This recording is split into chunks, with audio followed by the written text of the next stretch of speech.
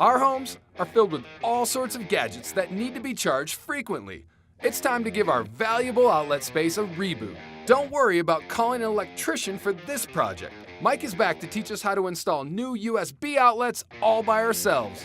Ryan, we're going to put in an electrical outlet that has USB ports in it as well as the electrical outlets itself. So really with this outlet right here, we're going to be able to charge multiple devices at one time. And this is pretty simple to install. Very simple to install. Number one priority though, turn off the circuit breaker. This you do not want to do live. Okay, and we've shut off the power here. We've tested it out. Yeah. There's no power running to this outlet. Correct. Okay. Correct. Well, what are some of the tools and supplies we need to tackle this? You're going to need a screwdriver and possibly a pair of pliers. With each new outlet costing around $30, you can swap out the receptacles next to your bed, in your kitchen, at your desk, or anywhere your family and guests tend to charge their devices. Well, why don't we get started, Mike? Okay, why don't you open the package? Okay.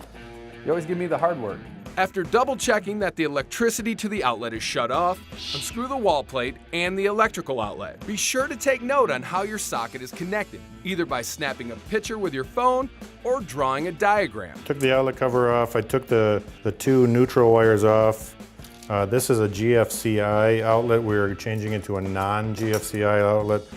So I need to take the bottom two wires off as well. Okay, now what do you mean by that for the people at home?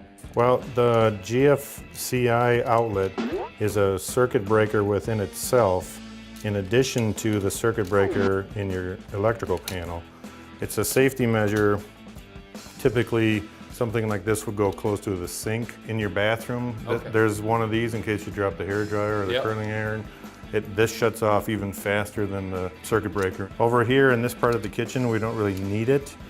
But we also don't want to kill the other outlet on the other side. Yeah. So what we're going to do then instead is take the two hots and put them on the hot lug and the two neutrals and put that on the neutral lug, and that will Keep the current flowing. Keep the current flowing. Since I can't get both wires underneath the lugs, Yeah. there is a bracket, so I'm going to take one on one side and one on the other and then tighten that down.